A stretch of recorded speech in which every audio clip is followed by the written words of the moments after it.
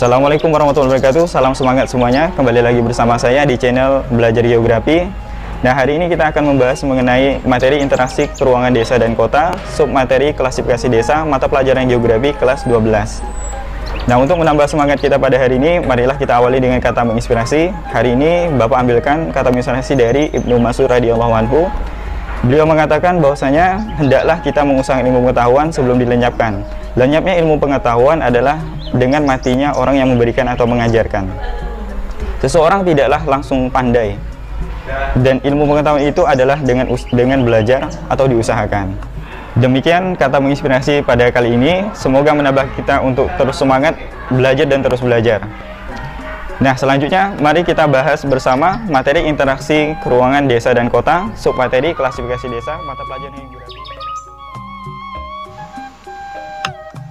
Sebelum kita lebih jauh membahas mengenai materi interaksi keruangan desa dan kota, submateri klasifikasi desa, mata pelajaran geografi kelas 12. Nah, pasti kalian masih mengingat apa sih pengertian desa itu dan apa sih unsur-unsur dari pembentukan desa. Coba kalian ingat kembali. Nah, sangat tepat sekali, desa berdasarkan Undang-Undang Nomor 22 Tahun 1999 adalah kesatuan masyarakat hukum yang memiliki kewenangan untuk mengatur dan mengurus kepentingan masyarakat setempat berdasarkan asal-usul dan ada di setiap setempat yang diakui dalam sistem pemerintahan nasional dan berada di daerah kabupaten. Adapun unsur dari desa itu sendiri ada 3. Yang pertama adalah daerah, yang kedua adalah penduduk, yang ketiga adalah tata kehidupan. Nah, Bapak memiliki satu pertanyaan kepada kalian terkait sosok yang paling berpengaruh terkait pembangunan di desa. Ada yang ingin jadi kepala desa? Nah, mungkin terbesit di hati kalian, ada yang ingin, ada yang tidak ingin. Jika kalian lihat tren berita berkaitan dengan sosok kepala desa, banyak kepala desa yang bukan hanya dari kalangan generasi tua. Sekarang banyak kalangan para pemuda, kaum milenial yang menjadi sosok kepala desa yang sangat bersemangat membangun desanya dan menjadi inspirasi bagi desa-desa yang lainnya untuk berkembang. Sekilas info dari Kementerian Desa, Pembangunan Daerah Tertinggal dan Transmigrasi Republik Indonesia, ada 4 program prioritas percepatan pembangunan desa terkait penggalakan dana desa. Yang pertama adalah PUKADES, yakni produk unggulan kawasan pedesaan. Kemudian yang kedua membangun embung desa, yang ketiga mengembangkan BUMDes atau badan usaha milik desa, dan yang terakhir adalah raga desa, sarana olahraga desa. Ada salah satu contoh pembangunan yang menggunakan dana desa, yakni lapang sepak bola di desa Cisayong, Kabupaten Tasik, Provinsi Jawa Barat. Nah, lapang sepak bola ini dibuat dengan standar yang baik dan tidak kalah dibandingkan dengan lapangan yang ada di Eropa. Nah, Bapak ingin mengajak kalian menapaki bagaimana sih suasana desa. Mungkin di antara kita sudah lama tidak kembali ke desa karena pekerjaan atau melanjutkan studi di kota. Desa itu indah, tenang, dan damai. Begitu ketika sampai di desa. Kemudian desa itu kesederhanaan. Dan apakah benar jika desa itu kekurangan dan kemiskinan? Nah, mungkin sekarang tidak lagi ya. Sekarang desa sudah mulai berkembang dengan berbagai potensi yang dimilikinya. Nah, yang menjadi pengklasifikasi desa adalah penilaian dari segi ekonomi, sosial, kultural, dan prasarana. Nah, dari segi ekonomi, ini meliputi adalah aspek mata pencaharian penduduk dan produksi desa, sedangkan dilihat dari faktor sosial kultural yang meliputi aspek-aspek adat istiadat, kemudian kelembagaan, pendidikan, dan gotong royong. Adapun faktor yang juga berpengaruh adalah faktor prasarana terkait prasarana perhubungan, pemasaran, dan sosial.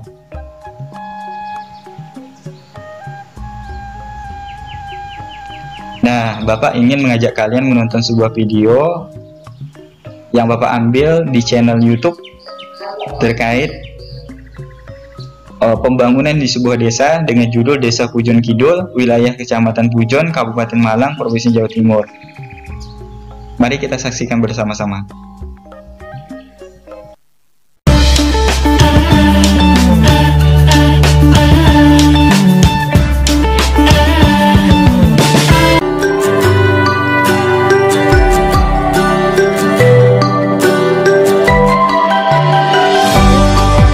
melihat potensi alam, sosial, budaya, pertanian, peternakan yang ada di Pujon Kidul.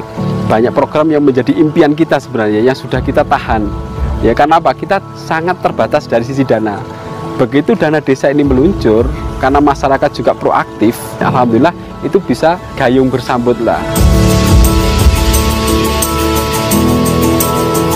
Oleh karena itu, saya sampaikan kepada masyarakat, kita butuh proses percepatan pembangunan. Melalui apa? Pendapatan asli desa. Seiring berjalan waktu, alhamdulillah di tahun 2015 dengan dana desa kita membentuk yang namanya Badan Usaha Milik Desa.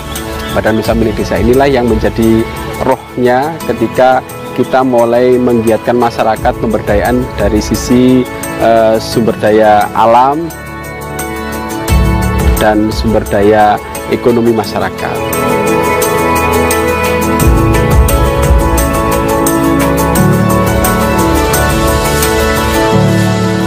Ya baru-baru ini perkembangannya luar biasa. Masyarakat pun juga saya sendiri merasakan begitu banyaknya pemberdayaan yang ada di desa kami. Seperti halnya adanya wisata, warga bisa membuka usaha. Permainan yang di tempat wisata, juga ada pertokoan,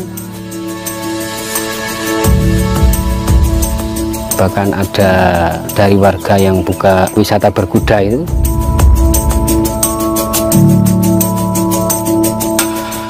Jadi masyarakat sekarang sudah tidak lagi membicarakan pembangunan fisik, tetapi sudah saya harus dapat apa dari nilai ekonomi ketika pembangunan ini berjalan di Pujon Kidul. Jadi seperti ini, peternakan sapi perah yang dulunya hanya menjual langsung dikirim dalam bentuk belum olahan, sekarang sudah berkembang.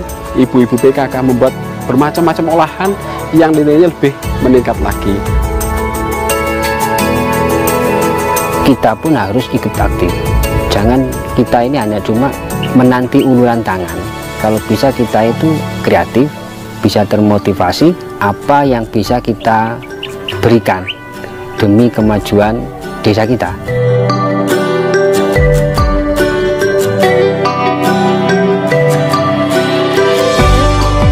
Salah satu dampaknya yang sangat luar biasa adalah 85 orang pengangguran pemuda itu yang tidak bekerja sama sekali di Desa Pujon Kidul itu sekarang bisa kita tampung di unit wisata ini.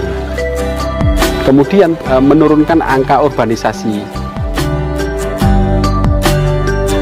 Saya merasakan sendiri, saya sadarnya dari wisata ini kebanyakan urbanisasi itu di desanya nggak ada lapangan pekerjaan buat cari uang gitu. Alhamdulillah dengan adanya desa wisata ini yang membuat saya ingin balik ke desa. Seenggaknya ada kontribusi di Desa Pujon Kidul ini. Dari dana desa, kita sudah membangun jaringan pipanisasi air bersih yang itu ada master plan-nya, kemudian ada penampungan yang itu juga untuk air bersih dan akan berdampak 40 tahun ke depan. Kemudian ada pengelolaan sampah terpadu yang kita lakukan di Desa Pujon Kidul. Kemudian pembangunan jalan. Di masing-masing titik di dusun kita sudah kita lakukan pembangunan jalan, baik itu skala kecil maupun besar. Di samping itu, untuk kegiatan peningkatan derajat kesehatan masyarakat sudah kita lakukan melalui program makanan tambahan bayi, kemudian kegiatan posyandu lansia sudah kita lakukan juga.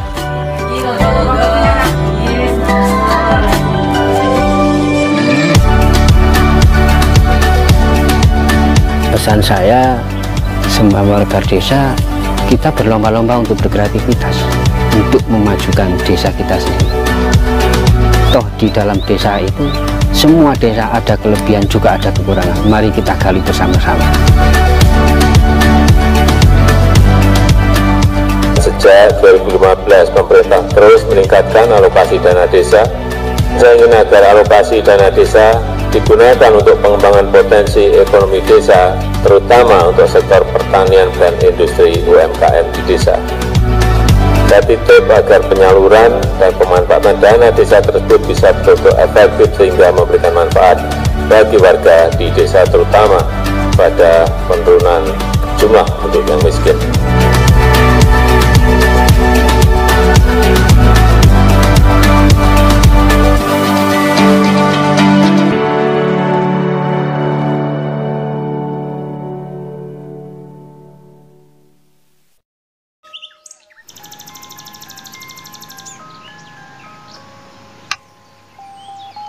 Nah, tujuan Bapak memberikan video ini untuk disaksikan bersama-sama agar ketika nanti setelah Bapak menjelaskan klasifikasi desa berdasarkan tingkat pembangunan dan kemampuan mengembangkan potensinya, kalian dapat mengidentifikasi desa Pujon ini termasuk klasifikasi yang seperti apa.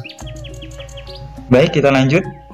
Klasifikasi berdasarkan tingkat pembangunan dan kemampuan mengembangkan potensi terbagi menjadi 5. Yang pertama adalah berdasarkan potensi, terbagi menjadi berpotensi tinggi, sedang, dan rendah. Adapun desa yang berpotensi tinggi menempati wilayah yang sangat subur dengan topografi yang datar atau agak miring dilengkapi dengan fasilitas irigasi teknis.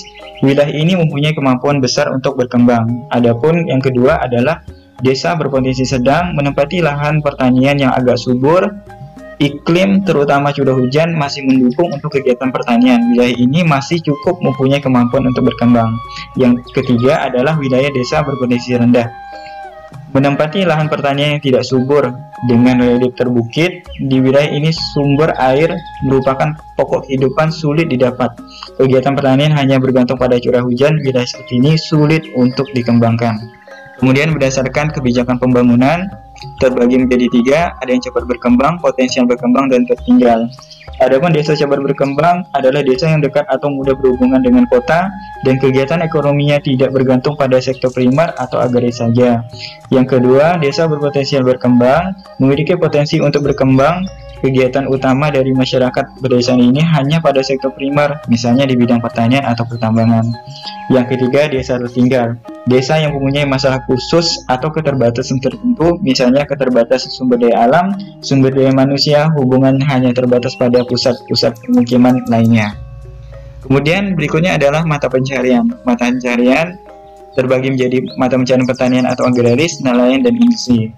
Berdasarkan luas wilayah, desa terbagi atau terklasifikasi menjadi 5. Ada desa terkecil 2 km persegi, desa kecil 2-4 km persegi, desa sedang 4-6 km persegi.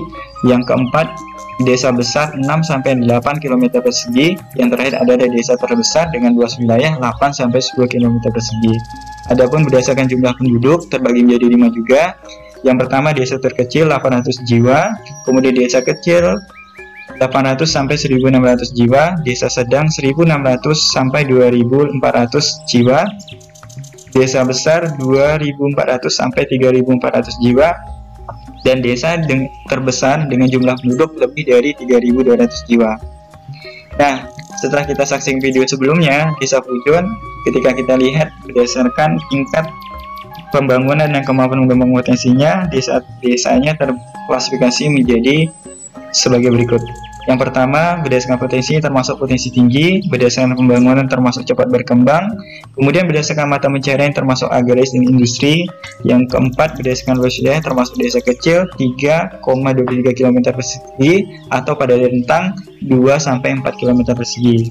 Dan terakhir, berdasarkan jumlah penduduk, desa Pujon termasuk desa terbesar karena lebih dari 3.200 jiwa atau memiliki jumlah penduduk 4.394 jiwa. Selanjutnya, klasifikasi berdasarkan perkembangan desa. Terbagi menjadi 4, ada desa tradisional, swadaya, swakarya, dan swasembada. Yang pertama, desa tradisional memiliki ciri-ciri masyarakat suku terasing, bersifat tertutup, sangat bergantung pada alam. Nah, ini bisa kita lihat dari kehidupan suku Baduy. Kemudian yang berikutnya adalah desa swadaya, memiliki ciri-ciri masih terikat adat istiadat, kegiatan pertanian hanya untuk mencukupi kebutuhan sendiri, dan yang terakhir adalah relief bergunung dan berbukit. Ini terkait wilayahnya. Kemudian berikutnya adalah desa Sokarya, merupakan desa pengalihan, mata pencarian mulai beragam, adat istiadat sudah mengalami perubahan, mulai masuk pengaruh dari luar, produktivitas meningkat, hasil petani yang berlebihan bisa dijual dan dibarter. Kemudian sarana pendidikan mulai meningkat. Dan terakhir adalah desa yang begitu berkembang sangat maju, yakni desa swasembada, yang mana mata pencarian heterogen, teknologi dan pendidikan tinggi, adat istiadat tidak lagi dipegang teguh. Yang keempat, sarana dan prasarana lengkap dan modern, hasil pertanian sudah dikembangkan menjadi produk olahan, tidak hanya sekedar dijual dalam kondisi yang mentah. Dari materi yang telah dijelaskan, ada 2 tugas yang telah Bapak siapkan untuk membantu kalian lebih memahami klasifikasi desa. Nah, tugas pertama adalah melalui artikel, identifikasilah karakteristik untuk bisa mengklasifikasi desa Panggurharjo berdasarkan beberapa kriteria. Artikel ini bisa kalian akses pada link yang telah Bapak siapkan pada slide dengan judul Berkunjung ke Panggung Rajo Desa Terbaik di Indonesia. Yang mesti harus kalian klasifikasi adalah berkaitan dengan Desa Panggung Raharjo adalah potensi kebijakan pembangunan mata pencaharian masyarakat luas wilayah di jumlah penduduk. Tugas yang kedua adalah mengidentifikasi gambar. Ada 9 buah gambar yang harus kalian identifikasi dan kelompokkan berdasarkan jenis desanya. Adapun jenis desa yang diminta adalah yang pertama, desa swadaya, desa swakarya, dan desa swasembada. Berikut dengan ciri-ciri desa masing-masing. Demikian 2 tugas yang berkaitan dengan materi klasifikasi desa. Jawaban bisa kalian tulis pada kolom komentar. Dan terima kasih telah menyaksikan video ini. Jangan lupa untuk like dan subscribe untuk berlangganan channel ini. Terima kasih. Salam semangat. Wabillahi taufiq hidayah. Wassalamualaikum warahmatullahi wabarakatuh.